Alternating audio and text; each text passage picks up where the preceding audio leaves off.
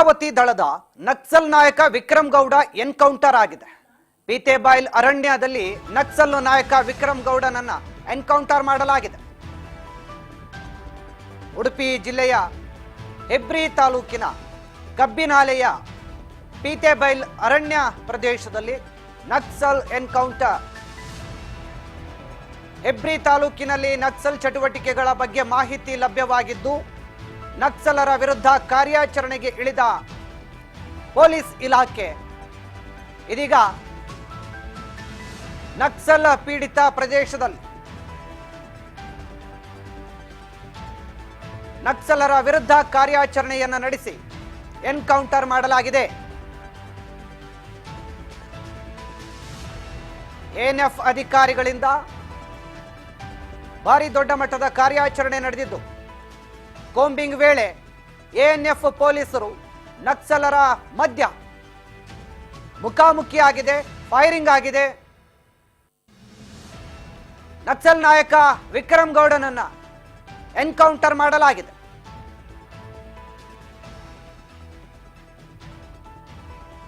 ಪೊಲೀಸರಿಂದ ಫೈರಿಂಗ್ ಆಗಿದ್ದು ಕಬ್ಬಿನಾಲೆ ಮೂಲದ ನಕ್ಸಲ್ ನಾಯಕ ವಿಕ್ರಮ್ ಗೌಡನನ್ನ ಹತ್ಯೆ ಮಾಡಲಾಗಿದೆ, ಎನ್ಕೌಂಟರ್ ಮಾಡಲಾಗಿದೆ. ಫೈರಿಂಗ್ ವೇಳೆ ಉಳಿದ 3 ನಕ್ಸಲರು ಪರಾರಿಯಾಗಿದ್ದಾರೆ. ನಕ್ಸಲರ ವಿರುದ್ಧ ಮುಂದುವರೆದ ಎಎನ್ಎಫ್ ಕಾರ್ಯಾಚರಣೆ.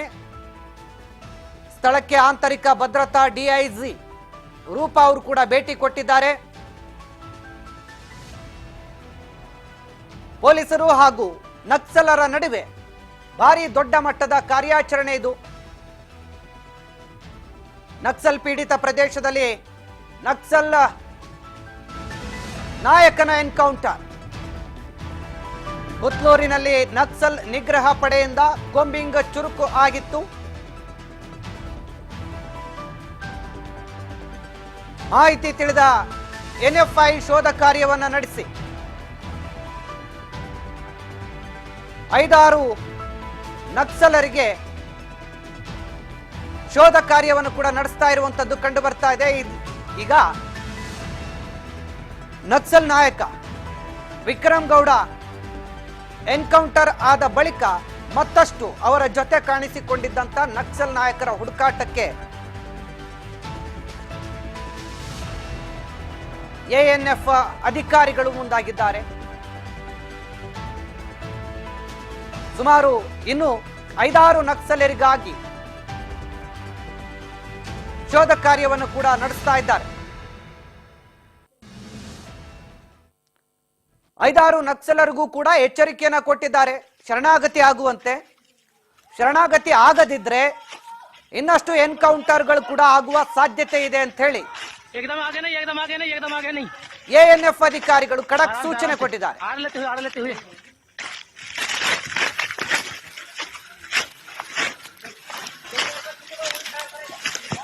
पीछे से कोई फायर नहीं करेगा भाई.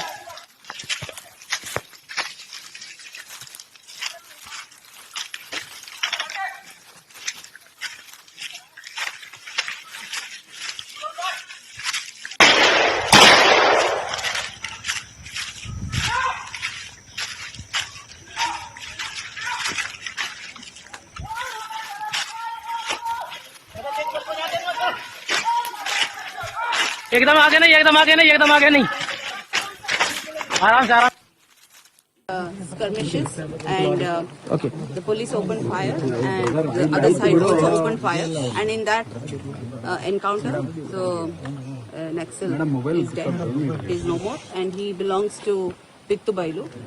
He belongs to Karkala Taluka, and this operation took place in Pittubailu. We had collected information from very long time, and for last 10 days we had continuously kept the operation intact, and operation was led by our SP anti-Naxal force, Jitendra Dayama. He's a young officer, very enthusiastically he has led his team, and of course there's cooperation from the district police, the SP Udupi, and also IGP of the Western Range, and the whole operation was guided hands-on by our DG ISD, Internal Security, to whom the ANF Anti-Naxal Force reports. And we are very happy that this has ended because he was most wanted among the Naxals here, and he had 61 cases in Karnataka, various cases of murder, extortion, and he had 19 cases in Kerala. So the operation was in 3 states, his operation. So with this, I think we have rendered the other side very helpless now, and we are actually looking forward to other Naxals coming in. ಇದು ANF ಕಾರ್ಯಾಚರಣೆಯ ಬಹುದೊಡ್ಡ ಕಾರ್ಯಾಚರಣೆ ಆಗಿದೆ. ಈಗಾಗಲೇ ಏನು ANF ಅಂದ್ರೆ ನಕ್ಸಲ ನಿಗ್ರಹ ಪಡೆ ಸ್ಥಾಪನೆಯಾಗಿ ಈಗಾಗಲೇ ಸುಮಾರು 5ಕ್ಕೂ ಹೆಚ್ಚು ಈ ರೀತಿಯ ಕಾರ್ಯಾಚರಣೆಗಳನ್ನು ಮಾಡಿದೆ. 2005ರಲ್ಲಿ ಈ ಒಂದು ANF ನಕ್ಸಲ್ ನಿಗ್ರಹ ಪಡೆ ಸ್ಥಾಪನೆ ಆಗಿರುತ್ತೆ. ಆ ಬಳಿಕ ಸುಮಾರು 5 ಕಾರ್ಯಾಚರಣೆಗಳು ನಡೆದಿರುವಂತದ್ದು. ಇದು ಕೂಡ ಅದರ ಭಾಗವಾಗಿ ಬಹಳ ದೊಡ್ಡ ಕಾರ್ಯಾಚರಣೆ. ಇಲ್ಲಿ ನಕ್ಸಲ್ ನಾಯಕ ಆಗಿದ್ದಂತ ವಿಕ್ರಮ್ ಗೌಡ ಇವತ್ತು ಎನ್ಕೌಂಟರ್ ಆಗಿದ್ದಾರೆ. ವಿಕ್ರಮ್ ಗೌಡ ವಿರುದ್ಧ ಕೇರಳದಲ್ಲಿ 19 ಸೇರಿದಂತೆ ಅನೇಕ ಕೊಲೆ ಸುಲಿಗೆ ಸಂಬಂಧಪಟ್ಟಂತ ಪ್ರಕರಣಗಳಿದೆ. ನಕ್ಸಲ್ ನಿಗ್ರಹ ಪಡೆ ಕಾರ್ಯಾಚರಣೆ ನಡೆಸಿದೆ. ನಕ್ಸಲ್ ನಿಗ್ರಹ ಪಡೆಯ ಪೊಲೀಸರು ಕಾರ್ಯಾಚರಣೆ ನಡೆಸಿದ್ದು ಇವತ್ತು ಎನ್ಕೌಂಟರ್ ಮಾಡಾಕಿದ್ದಾರೆ.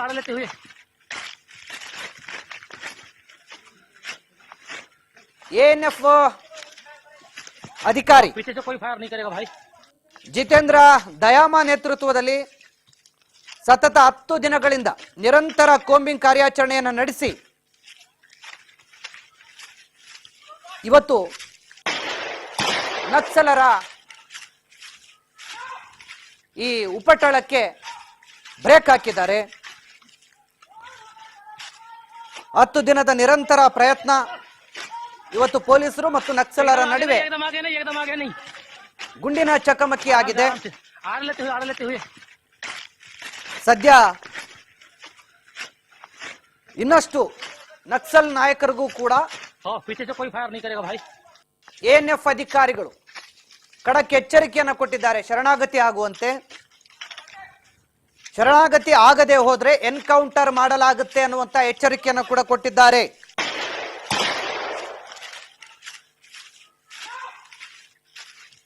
ಈಗಾಗಲೇ ಈ ಕಾರ್ಯಾಚರಣೆಯನ್ನು ಮಾಡೋದಕ್ಕೆ ನಕ್ಸಲ್ ನಿಗ್ರಹ ದಳ ಸುಮಾರು 10 ದಿನಗಳಿಂದ ಸಾಕಷ್ಟು ಪ್ರಯತ್ನವನ್ನ ಮಾಡಿ ತಯಾರಿಯನ್ನ ಮಾಡಿ ಇವತ್ತು ಕಾರ್ಯಾಚರಣೆಯನ್ನ ನಡೆಸಿದ್ದು. ಕಾರ್ಯಾಚರಣೆಯಲ್ಲಿ ಈ ವಿಕ್ರಮ್ ಗೌಡ ಅನ್ನುವಂತ ಪ್ರಬಲ ನಕ್ಸಲ್ ನಾಯಕ ವಿಕ್ರಮ್ ಗೌಡ ಕಬಾನಿ ನಕ್ಸಲರ ಕಬಾನಿ ದಳಂ ಎಂಬ 2 ಏನು ತಂಡಗಳನ್ನ ಕಟ್ಕೊಂಡಿದ್ರು. ಆ 2 ತಂಡಗಳನ್ನು ಇವರು ಮುನ್ನಡೆಸ್ತಾ ಇದ್ರು ಅನ್ನುವಂತ ಮಾಹಿತಿ ಕೂಡ ಇದೆ. ಸದ್ಯಕ್ಕೆ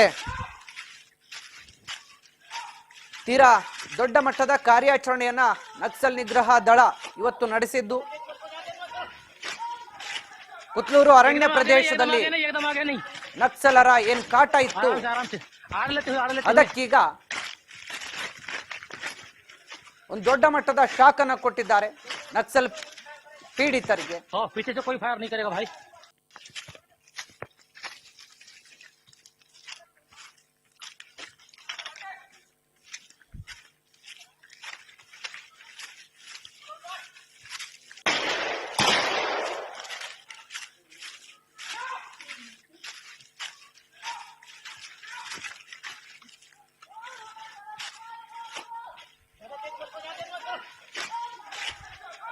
एकदम आगे नहीं, एकदम आगे नहीं, एकदम आगे नहीं. ಇನ್ನು ಸ್ಥಳಕ್ಕೆ आराम से आड़ लेते हुए IGP ಅಧಿಕಾರಿ ಡಿ ರೂಪ ಅವರು ಕೂಡ ಭೇಟಿ ಕೊಟ್ಟಿದ್ರು. ಕರ್ನಾಟಕ, ಕೇರಳ, ತಮಿಳುನಾಡು ಪೊಲೀಸರಿಗೆ ಬೇಕಾಗಿದ್ದಂತ ಮೋಸ್ಟ್ ವಾಂಟೆಡ್ ನಕ್ಸಲ್ ನಾಯಕ ವಿಕ್ರಮ್ ಗೌಡ ಎನ್ಕೌಂಟರ್ ವಿಚಾರಕ್ಕೆ ಸಂಬಂಧಪಟ್ಟಂತೆ ಮಾತನಾಡಿದ್ದಾರೆ. ಉಡುಪಿ ಜಿಲ್ಲೆಯ ಹೆಬ್ರಿ ತಾಲೂಕಿನ ಕಬ್ಬಿನಾಲೆಯ ಪಿತ್ತಾಬೈಲ್ ಪ್ರದೇಶದಲ್ಲಿ ನಡೆದಂತಹ ಪೊಲೀಸರು ಮತ್ತು ನಕ್ಸಲರ ನಡುವಿನ ಗುಂಡಿನ ಚಕಮಕಿಯಲ್ಲಿ ವಿಕ್ರಮ್ ಗೌಡ ಮೃತಪಟ್ಟಿದ್ದಾನೆ ಅಂತ ತಿಳಿಸಿದ್ದಾರೆ. ಈ ಹತ್ಯೆಯಾದಂತ ನಕ್ಸಲ್ ನಾಯಕ ವಿಕ್ರಮ್ ಗೌಡ ಸುಮಾರು 61 ಕೇಸ್ಗಳ ಇವ್ರ ವಿರುದ್ಧ ಇದ್ದಾವೆ ಅನ್ನುವಂತ ಮಾಹಿತಿಯನ್ನ ನೀಡಿದ್ದಾರೆ. ಇನ್ನು ಕಾರ್ಯಾಚರಣೆ ಕೋಮಿಂಗ್ ಕಾರ್ಯಾಚರಣೆ ನಡಿಬೇಕಾದ್ರೆ ನಕ್ಸಲರು ಮತ್ತು ಪೊಲೀಸರು ಇಬ್ಬರ ನಡುವೆ ಗುಂಡಿನ ಚಕಮಕಿ ಆಗಿದೆ. ಹತ್ಯೆಯಾಗಿರುವಂತಹ ವಿಕ್ರಮ್ ಗೌಡ ಮೋಸ್ಟ್ ವಾಂಟೆಡ್ ನಕ್ಸಲನಾಗಿದ್ದ. ಇದೇ ವಿಕ್ರಮ್ ಗೌಡ ವಿರುದ್ಧ ಕೇರಳದಲ್ಲೂ ಕೂಡ ಸುಮಾರು 19 ಕೇಸ್ಗಳಿವೆ.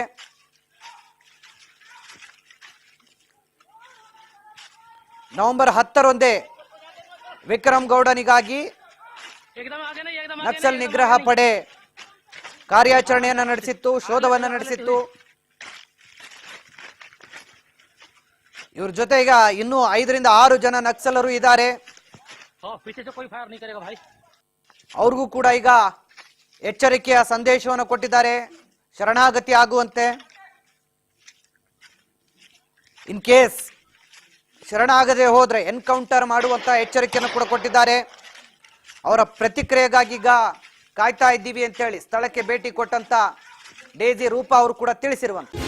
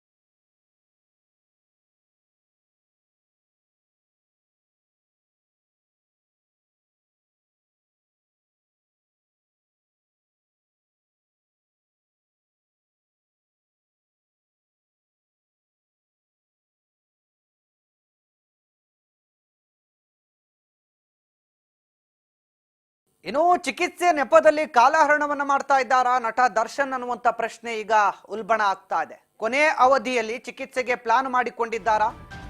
ಮಧ್ಯಂತರ ಜಾಮೀನು ಅವಧಿ ಮುಗಿಯುವ ವೇಳೆ ಚಿಕಿತ್ಸೆಯನ್ನ ಮಾಡಿಸ್ಕೊಳ್ಬೇಕು, ಅಲ್ಲಿವರೆಗೂ ಕೂಡ ಸಮಯ ಮುಂದೂಡಬೇಕು ಅಂತೇಳಿ ಪ್ಲಾನ್ ಮಾಡ್ಕೊಂಡಿದ್ದಾರಾ ಅನ್ನುವಂತ ಅನುಮಾನಗಳು ವ್ಯಕ್ತವಾಗ್ತಾ ಇದೆ. ಕೊನೆ ಅವಧಿಯಲ್ಲಿ ಚಿಕಿತ್ಸೆಗೆ ಪ್ಲಾನ್ ಮಾಡಿಕೊಂಡ್ರ ದರ್ಶನ್? ನಟ ದರ್ಶನ್ ಮಧ್ಯಂತರ ಜಾಮೀನು ಅವಧಿ ಮುಗಿಯುವ ವೇಳೆಗೆ ಚಿಕಿತ್ಸೆಗೆ ಮುಂದಾಗ್ತಾರಾ? ಜೈಲಿನಿಂದ ಹೊರಬಂದು 21 ದಿನ ಕಳೆದ್ರು, ಆಸ್ಪತ್ರೆ ವಾಸ. ದರ್ಶನ್ ಅವರು ಇನ್ನೂ ಕೂಡ ಆಸ್ಪತ್ರೆಯಲ್ಲಿದ್ದಾರೆ, ಆದರೆ ಶಸ್ತ್ರಚಿಕಿತ್ಸೆಗೆ ಒಳಗಾಗಿಲ್ಲ. ದರ್ಶನ್ ಆಪರೇಷನ್ ಬಗ್ಗೆ ನಿರ್ಧಾರ ತಿಳಿಸದ ವಿಜಯಲಕ್ಷ್ಮಿ ಅವರು ಸದ್ಯ 6 ವಾರಗಳ ಕಾಲ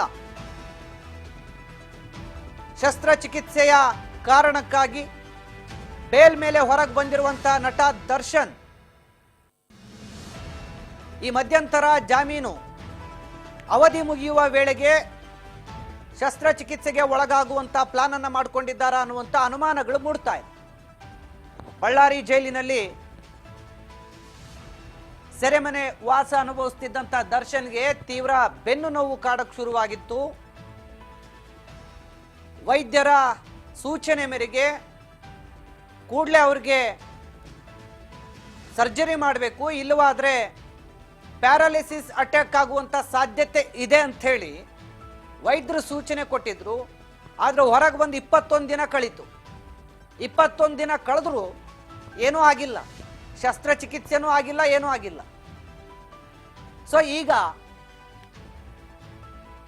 ವೈದ್ಯರು ಕೊಟ್ಟಂತ ವರದಿಗಳ ಮೇಲೇನೆ ಅನುಮಾನ ಮೂಡುವಂತ ವಾತಾವರಣ ನಿರ್ಮಾಣ ಆಗಿದೆ.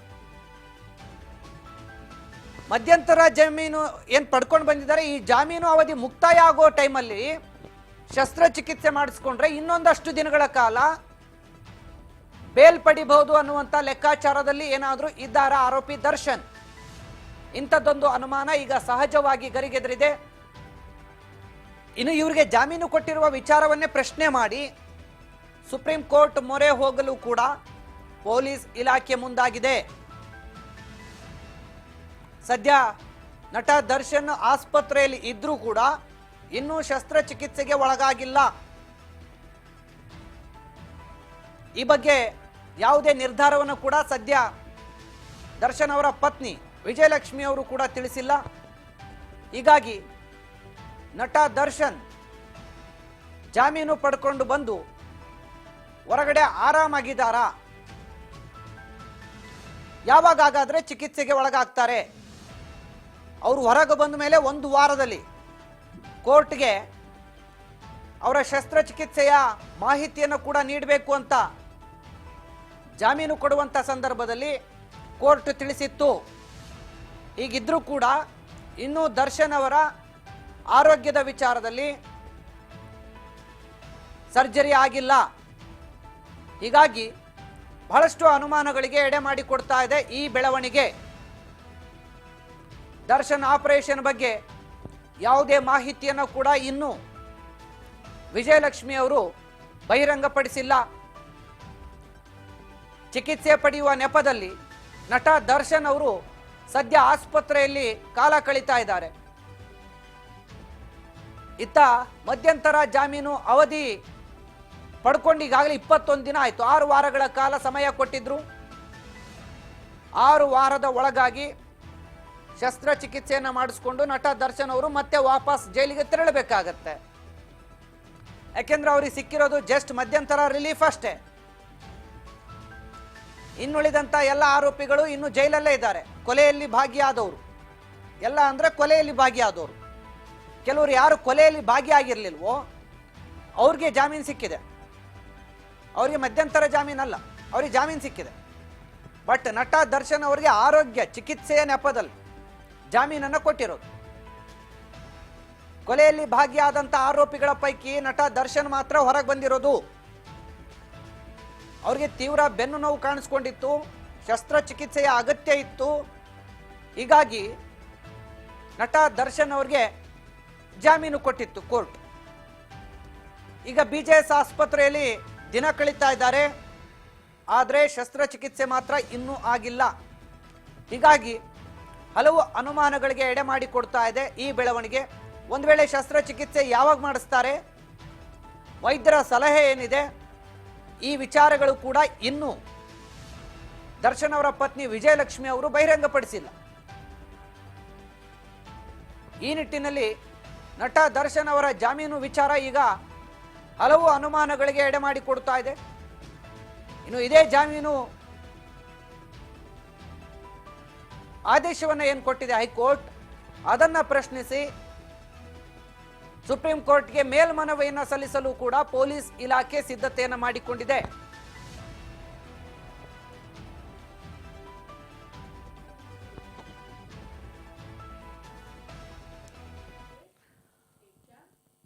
ಮುಡಾ ಮಾಜಿ ಆಯುಕ್ತನಿಗೆ ಲೋಕಾಯುಕ್ತ ಗ್ರಿಲ್ ಮಾಡಿದೆ. 14 ಸೈಟ್ ಮಂಜೂರು ಮಾಡಿದ ಆರೋಪದಡಿ ವಿಚಾರಣೆಯನ್ನ ಎದುರಿಸ್ತಾ ಇರುವಂತಹ ಮುಡಾದ ಮಾಜಿ ಆಯುಕ್ತನಿಗೀಗ ಭಾರಿ ದೊಡ್ಡ ಮಟ್ಟದ ಡ್ರಿಲ್ ಅನ್ನ ಮಾಡ್ತಾ ಇದ್ದಾರೆ ಅಧಿಕಾರಿಗಳು.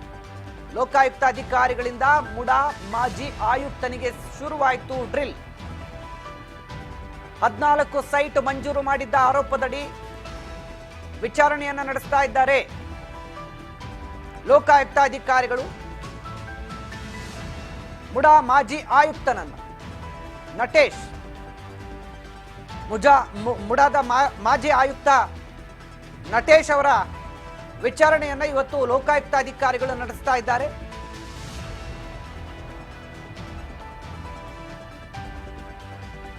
ಸದ್ಯ ಮಾಧ್ಯಮದವರು ಪ್ರಶ್ನೆಗೆ ನಟೇಶ್ ಕೂಡ ಕಕ್ಕಾಬಿಕ್ಕಿಯಾಗಿದ್ದಾರೆ. ಮಾಧ್ಯಮದವರ ವಿರುದ್ಧ ಕಿಡಿಕಾರಿದ್ದಾರೆ ಮಾಜಿ ಮುಡಾ ಆಯುಕ್ತ ನಟೇಶ್. ಡ್ಯಾನ್ಸ್ ಮಾಡ್ತಾ ಇದ್ದೀನಾ, ಕಾಮನ್ ಸೆನ್ಸ್ ಇಲ್ವಾ ಅಂತ ಹೇಳಿದ್ದಾರೆ.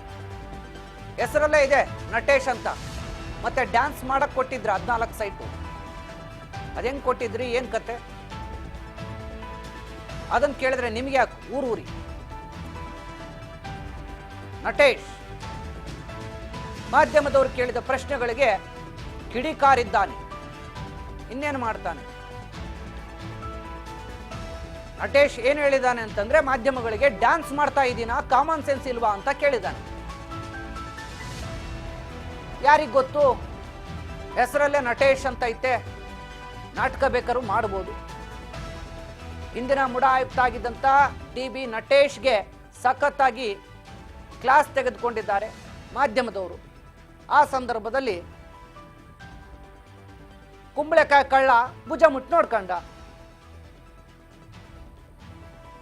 ಈಗ ಇವರ ಆಡಳಿತದ ಅವಧಿಯಲ್ಲೇ ಸುಮಾರು 120ಕ್ಕೂ ಹೆಚ್ಚು ಸೈಟ್ಗಳನ್ನ ಇದೇ ರೀತಿಯಾಗಿ ಅನಧಿಕೃತವಾಗಿ ಹಂಚಿಕೆ ಮಾಡಿರುವಂತಹ ವಿಚಾರ ಕೂಡ ಗೊತ್ತಿದೆ. ಇಲ್ಲಿ ನಟೇಶ್ ನಾಟಕ ಮಾಡಿಬಿಟ್ರೆ ಅದನ್ನ ಯಾರು ಸುದ್ದಿ ಮಾಡಲ್ಲ ಅನ್ಕೋಬಾರ್ದು. ನಮ್ಮ ಕೆಲಸ ಏನಿದೆ ನಾವು ಕೇಳ್ತೀವಿ, ಅದು ಸಾರ್ವಜನಿಕರ ಆಸ್ತಿ, ಯಾರ್ದೋ ಪರ್ಸನಲ್ ಪ್ರಾಪರ್ಟಿ ಅಲ್ಲ, ಅದು ಇಟ್ಸ್ ಪಬ್ಲಿಕ್ ಪ್ರಾಪರ್ಟಿ. ಹಂಗಾದಾಗ ಕೇಳಬೇಕಾಗತ್ತೆ, ಕೇಳ್ತಾರೆ. ಅದಕ್ಕೆ ನೀನು ಬಾಯಿಗೆ ಏನು ಬಂದ್ರೆ ಅದನ್ನ ಮಾತಾಡೋದಲ್ಲ. ನೋಡೋಣ ಏನು ಡ್ರಾಮಾ ಮಾಡಿದ್ರು ನಟೇಶ್, ನಾಟಕ ಏನು ಮಾಡಿದ್ರು ಅಂತ ನೋಡಿ ನೀವೇ. ಏನು visuals don't have a minimal common sense at least. Visual ತೆಗಿತಾರೆ ಬಿಡಿ ಸರ್, ಏನಿಲ್ಲ ಬಂದಿದ್ದಕ್ಕೆ ನಾವು ಆಯ್ತು ಬಿಡಿ ಸರ್. ಕಾಣಿಸಲ್ಲ ನಿಮಗೆ ಸರ್, ಆಯ್ತು ಬನ್ನಿ ಬಂದಿದ್ದಾರೆ ಅಂತ ಅಷ್ಟೇನೆ, ಇನ್ನೇನಿಲ್ಲ. ಡ್ಯಾನ್ಸ್ ಮಾಡೋದಲ್ಲ, ಅದನ್ನೇನು ಮಾಡ್ತೀರಿ ಬಿಡಿ. ಆಯ್ತು ಬಂದಿದ್ದಾರೆ ಅಂತ ಅಷ್ಟೇನೆ. ಆಯ್ತು ಬನ್ನಿ ಡ್ಯಾನ್ಸ್ ಅದರಲ್ಲಿ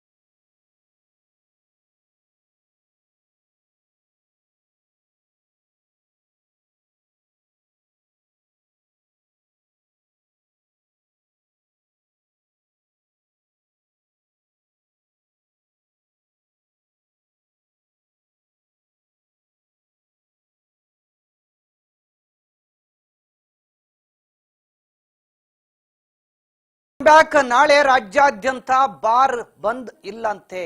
ಮದ್ಯ ಮಾರಾಟ ಬಂದ್ ನಿರ್ಧಾರವನ್ನ ಈಗ ಮದ್ಯ ಮಾರಾಟಗಾರರು ವಾಪಸ್ ಪಡೆದಿದ್ದಾರೆ.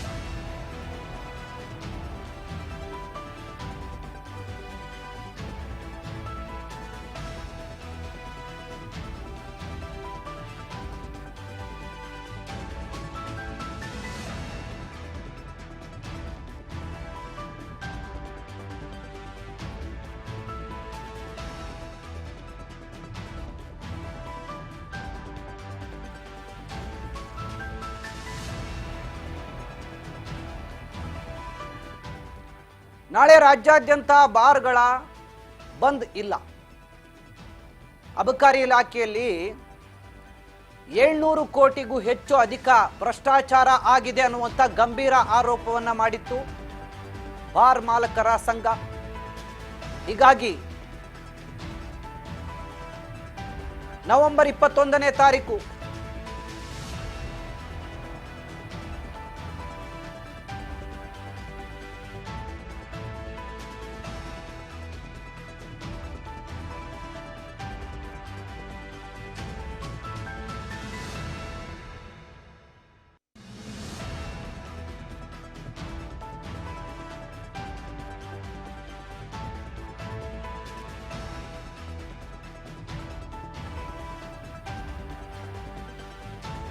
ನಾಳೆ ರಾಜ್ಯಾದ್ಯಂತ ಬಾರ್ಗಳು ಬಂದ್ ಇಲ್ಲಂತೆ.